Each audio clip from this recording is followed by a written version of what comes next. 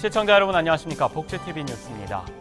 지난 18일부터 23일까지 14개국 100여 명의 선수들이 모인 2015 보치아 서울국제 오픈대회가 막을 내렸습니다. 이번 대회는 국내에서는 처음으로 열린 보치아 국제대회로 2016 리우 장애인 올림픽 포인트가 주어지는 대회였습니다. 대회라는 이름이 붙여져 경쟁을 했지만 정상급 선수들이 한자리에 모여 서로의 경기를 지켜보고 응원하는 자체가 더 의미 있었던 대회. 이번 대회를 통해 세계적 기량을 자랑하고 있는 한국 국가대표 선수들에 대한 국내 관심도 높아지기를 기대해봅니다. 전국 시도별로 2015 장애인 기능경기대회가 시작됐는데요. 서울시도 300여 명이 참가한 가운데 본격적인 경기에 돌입했습니다. 개막식 현장에 박광일 기자가 다녀왔습니다. 장애인 기능인들의 꿈의 무대인 2015년 서울시 장애인 기능경기대회가 지난 22일 한국폴리텍 1대학 서울 정숙 캠퍼스에서 막이 올랐습니다.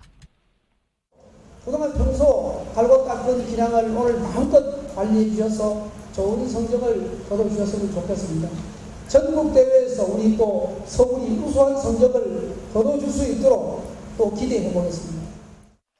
올해로 20회째를 맞이한 대회는 정규직종과 시범직종, 레저 및 생활기술 직종 등 총 28개 직종에 313명이 참가합니다. 모든 종목의 경기는 23일 한국폴리텍 1대학 서울 정숙 캠퍼스와 서울 중부기술교육원, 한국호텔직업전문학교에서 펼쳐질 예정입니다.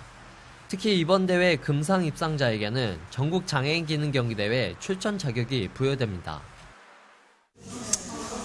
많이 취업되는 상황은 아니지만 대회에 입상을 하게 되면 일단 사회에서 보는 눈도 조금 다르게 보고 취업에 어느 정도 조금의 영향은 많이 받는 것 같아요. 지방대회이기 때문에 전국대회 가는 걸 목표로 해서 최선을 다해서 할 생각입니다. 한편 지방장애인 기능경기대회는 서울을 포함한 전국 17개 시도에서 일제히 펼쳐지며 오는 24일 폐회식을 갖습니다. 복지TV 뉴스 박광일입니다. 네, 경상북도에서도 2015년 경상북도 장애인 기능경기대회 개회식이 열렸습니다. 경상북도는 안동에 위치한 세계 물포롱 기념센터에서 경기에 참가 선수들과 경상북도 주요 인사들이 참석한 가운데 개회식을 진행했습니다. 이번 경상북도 장애인 기능경기대회는 130여 명의 선수가 오는 24일까지 안동대학교와 한국폴리텍대학 영주 캠퍼스 등에서 경기를 치르게 됩니다. 한편 경북도는 개막식에서 장애인 단체장과 공로자들에게 표창장 수여했습니다. 활동 보조인들이 서울 광화문 정부청사 앞에서 활동 보조수가 인상을 촉구하고 나섰습니다.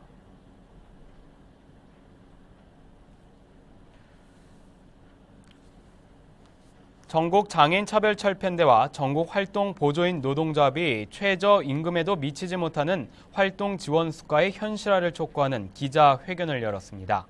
기자회견에서 활동 보조인들은 내년도 최저임금이 8.1%로 잠정 인상됐기 때문에 이 수준에 맞추려면 활동 보조 수가는 10,000원 가까이 인상돼야 한다고 말했습니다. 또한 최저임금 인상률 이상으로 활동 보조 수가가 인상되지 않는다면 활동 지원 기관은 기관 운영을 포기할 수밖에 없는 상황이라고 주장했습니다. 한국장애인미술협회가 창립 20주년을 맞아 기념 전시회를 열었습니다. 다양한 장르의 작품들을 한 자리에서 만나볼 수 있다고 하는데요. 현장에 정유린 기자가 다녀왔습니다. 도무지 어울릴 것 같아 보이지 않는 번개와 무지개의 만남. 알록달록 화려한 색감이 어두운 밤 배경과 만나 오묘한 분위기를 자아냅니다. 세상을 향해 몸부림치고 있는 호랑이에게선 강인하고 당당한 기운이 모두에게 전해지길 바라는 작가의 마음이 느껴집니다. 저도 강하고 싶어서 호랑이를 택했고 힘드신 분들 저를 보면서 또 이 그림을 보면서 호랑이처럼 강인하게 힘내시라고 그렇게 말씀을 드리고 싶어요. 장애가 있는 문화예술가들을 지원해온 한국장애인미술협회가 창립 20주년을 맞아 마련한 기념 전시회. 개관 행사에서는 그간 협회의 발전과 함께한 미술가들에게 감사패와 공로상 등의 시상식이 진행됐으며 내빈들의 축하 메시지가 이어지기도 했습니다. 20년 전에도 그 훨씬 전에도 장애 예술인들은 있었지만 이렇게 할 수 있었던 것은 조직의 힘입니다. 여러분들이 조직 속에서 앞으로 더 큰 발전하시기를 바랍니다. 이번 행사에 참여한 미술가들은 86명. 전시회에선 서양화와 한국화, 서예 등 다양한 장르의 작품 114점을 만나볼 수 있습니다. 특히 장애인 미술가라고 해서 다른 것이 없거든요. 또 미술 작품이 다른 비장애인과 다름이 없습니다. 그러니까 오셔서 관람하시고 또 격려도 해주시고 조언도 해주시고. 한편 이번 전시와 연계된 희망 키움 경진대회는 오는 10월 초 열릴 계획입니다. 복지TV 뉴스 정유리입니다. 대표적인 구황 작물인 고구마는 꽃이 잘 피지 않습니다. 얼마나 구경하기가 힘들면 이 100년에 한 번 볼 수 있는 귀한 꽃이란 표현도 가지고 있습니다. 그런데 최근 전국 각지에서 이 고구마 꽃이 피고 있습니다. 김소영 기자입니다. 온통 초록 물결인 고구마 밭에 연보라 꽃이 피었습니다. 얼핏 보면 나팔꽃을 닮았지만 고구마 꽃입니다. 구황작물인 고구마는 꽃을 잘 피우지 않습니다. 그래서 한 소설가는 100년에 한 번 볼 수 있는 귀한 꽃으로 표현하기도 했습니다. 하지만 최근 고구마 꽃이 전국 각지에서 심심치 않게 발견되고 있습니다. 경기도 파주와 고양, 경남 밀양과 경북 영덕 등 꽃이 핀 지역도 다양합니다. 고구마는 따뜻한 기후를 좋아하는 식물입니다. 원산지인 남아메리카는 아열대 기후로 고구마 꽃이 흔히 핍니다. 반면 사계절이 뚜렷한 우리나라에서는 그동안 보기 어려웠는데 연일 무더위 날씨가 지속되면서 꽃을 볼 수 있게 됐습니다. 가뭄이 길어지는 마른 장마와도 상관이 있습니다. 흙 속에 수분이 부족해 뿌리로 가야 할 영양 공급이 원활하지 않을 때 종자 번식을 위해 꽃을 피우게 됩니다. 고구마 밭에 활짝 핀 꽃을 본 주인은 꽃말처럼 국민에게 행운이 깃들기를 기원합니다. 이런 꽃이 전국적으로 많이 피면은 나라에 좋은 일도 생기는데 이건 제 농장에 온 것 같아요. 근데 저한테 행운이 굉장히 많이 쏟아진 것 같아서 이 행운을 여러분들하고 공유하고 싶어서. 복지TV 뉴스 김소연입니다.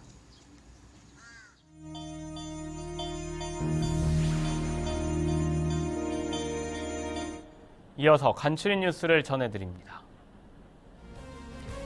국민체육진흥공단이 장애인 알파인 스키팀을 창단해 다음 달부터 본격적인 훈련에 돌입합니다.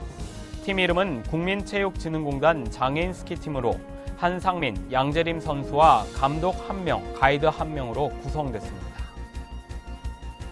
경찰청은 페이스북과 실종경보 업무 협약을 체결했습니다. 따라서 앞으로 페이스북 위치 기반 실종 경보는 실종 아동이 발생했을 때 인근 지역 페이스북 사용자의 뉴스피드에 실종 아동 정보와 사건 개요를 띄어 신속한 제보를 유도하게 되고, 경찰청은 실종 경보를 발령할 경우 실종 아동의 사진, 이름과 신상 정보, 발생 개요가 페이스북에 제공돼 일정 지역 내에 페이스북 사용자 뉴스피드에 표시되게 됩니다. 한국장애인 고용공단이 민간기관과의 협력을 통해 장애 청년을 위한 취업 지원 서비스를 제공할 예정입니다. 이에 따라 공단은 장애 청년을 위한 맞춤형 취업 지원을 위해 지난 22일 사단법인 그린라이트, 사회복지법인 따뜻한 동행과 협약을 체결했습니다. 장애여성 공감부설 장애여성 성폭력 상담소가 장애인 성폭력 전문 상담원 양성과정 교육생을 모집합니다. 모집 인원은 20여 명으로 상담소 홈페이지에서 신청서를 내려받아 상담소 이메일 또는 팩스로 접수하면 됩니다. 서울시가 서울시 소속 장애인 공무원의 원활한 직무 수행을 전문적으로 지원할 장애인 공무원 직무 코디네이터 운영에 들어갔습니다. 시는 앞으로 코디네이터가 장애인 공무원 직무 조정과 직무 평가 등을 통한 부서 배치 지원 등을 하게 된다고 말했습니다. 경남 양산시의 근로자 종합복지관이 개관했습니다. 근로자 종합복지관은 지상 5층 규모의 사무실과 카페테리아, 헬스장, 고용상담실 등의 시설을 갖추고 있습니다. 포항시가 호미반도 관광종합개발계획 용역에 앞서 지역 주민들의 의견을 수렴했습니다. 시는 호미반도권 관광종합개발 용역을 의뢰하고 앞으로도 정기적으로 주민 의견을 수렴할 예정입니다. 복지TV 최규옥 회장은 본사에서 경기 동부지사에 최규봉 동부지사장을 임명했습니다.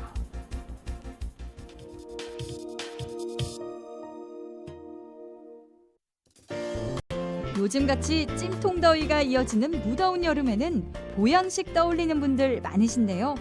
보양식 중 대표적인 것이 바로 삼계탕이죠. 그런데 성장기 아이들에게는 삼계탕보다는 초계탕이 더 좋다고 하는데요. 어떤 차이가 있기 때문일까요? 이번 시간 건강해지는 팁에서 알려드립니다. 어른들이 좋아하는 삼계탕. 하지만 아이들은 싫어하는 경우도 많습니다. 삼계탕 너무 뜨거워서 싫어요. 삼계탕 맛없어요. 삼계탕은 몸이 차거나 마른 사람들에게 훌륭한 보양식인데요. 닭 자체가 단백질이 풍부한 데다 마늘과 대추가 어우러져 몸을 따뜻하게 해줍니다. 하지만 열이 많거나 땀을 많이 흘리는 아이들에겐 오히려 해가 될 수도 있습니다. 아이들의 경우에는 조금은 시원하면서도 양기를 충분히 또 보충시켜 줄 수 있는 초계탕이라든지. 초계탕은 닭 육수를 차게 식힌 후 살코기를 잘게 찢어서 만든 것입니다. 몸은 허한데 뜨거운 음식을 싫어하는 아이들에게 제격입니다.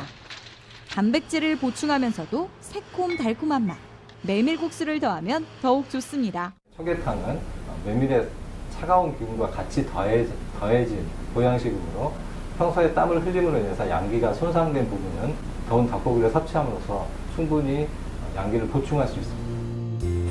마르고 몸이 찬 사람에게는 삼계탕이, 땀을 많이 흘리는 사람에겐 초계탕이 좋다는 사실 꼭 기억해 주세요.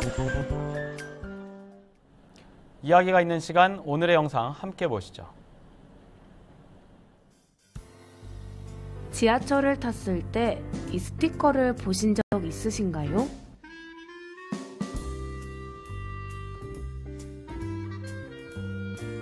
임산부 배려석.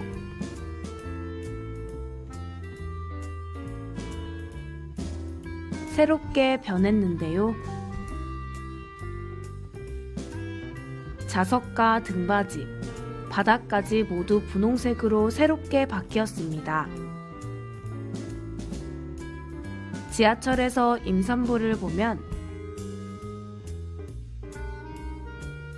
임산부와 곧 태어날 아기에게 분홍색 의자를 양보해 주실 거죠? 네, 전국 시도별로 장애인 기능 경기대회가 진행되고 있는데요. 각 직종별 금상 수상자들은 오는 9월 경기도 고양시에서 열리는 전국 장애인 기능 경기대회 시도 대표로 참가하게 됩니다. 시청자 여러분들도 이번 장애인 기능 경기대회에 많은 관심과 응원 부탁드립니다. 행복한 미래를 여는 방송 복지TV 뉴스를 마칩니다. 시청해주신 여러분 고맙습니다.